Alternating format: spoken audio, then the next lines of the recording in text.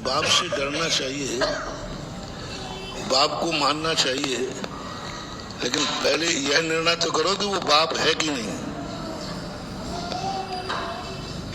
वो पिता तेरा है कि नहीं, पहले ये तो निर्णय करो। वो कुल देवता तेरा है कि नहीं, किसने कहा कि तुम्हारा कुल देवता है? कुल देवता है ही नहीं, तुम पूछे जा रहे हो। कुल देवता है ही नहीं, तुम डरे जा रहे हो। कुल देवता है ही नहीं, तुम उसका सम्मान किए जा रहे हो। तो पढ़ो, जो तुम्हारा बाप नहीं है उसे तुम कितना भी बाप कहते जाना, तुम्हें उसकी बसियत मिलने वाली नहीं है।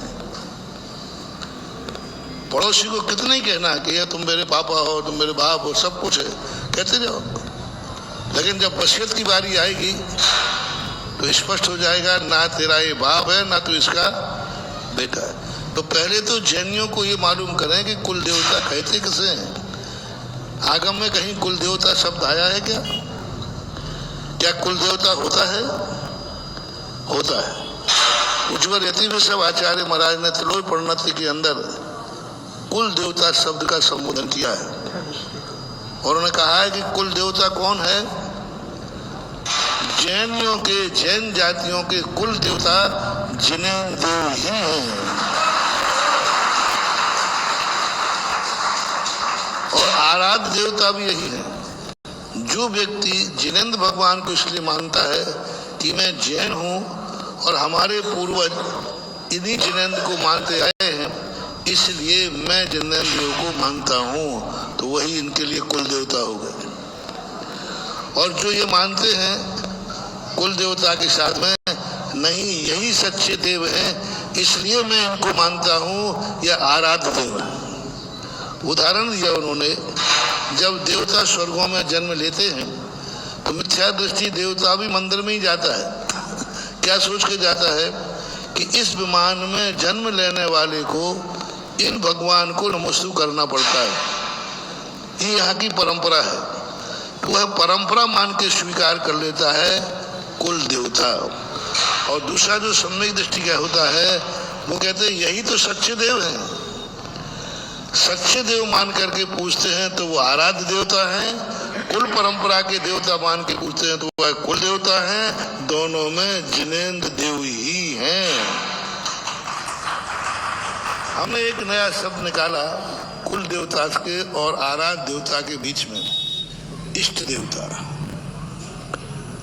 आपकी भाषा में वह कुल गुरु है। कुल गुरु, कुल देव, कुल साथ। इष्ट जाने और इष्ट के साथ में हम सांसारिक संबंध बना सकते हैं, सच्चे देव के साथ नहीं। सच्चे देव के साथ सांसारिक संबंध नहीं बना सकते। उन्हीं जिनेंद्र को यदि आप कुल देवता मानते हो तो आप सांसारिक संबंध बना सकते हैं। दो रूप में जिनेंद्र भगवान को देखना। जब आराध्य की दृष्टि से देखो, सच्चे देव की दृष्टि से देखो, तब उनसे कोई सांसारिक कामना नहीं करना, सांसारिक संबंध नहीं मानना, सांसारिक कार्यों में उनका मंगल रूप नहीं मानना। सांसारिक कार्यों में कोई गुरु से आशीर्वाद नहीं लेना, सांसारिक कार्यों में। यदि आपकी दृष्टि में कुल देवता के रूप में है तो जब भी घर का कोई कार्यक्रम हो, उसकी पहली पत्रिका अपने कुल देवता को जाके समर्पित करो। शादी का हो, विवाह का हो, कोई भी कार्यक्रम हो, पहला नारियल आपका उसके बाद जाएगा। समझ लेना वो आपके कुल देवता। कुल देवता कैसे मनाए जाते हैं?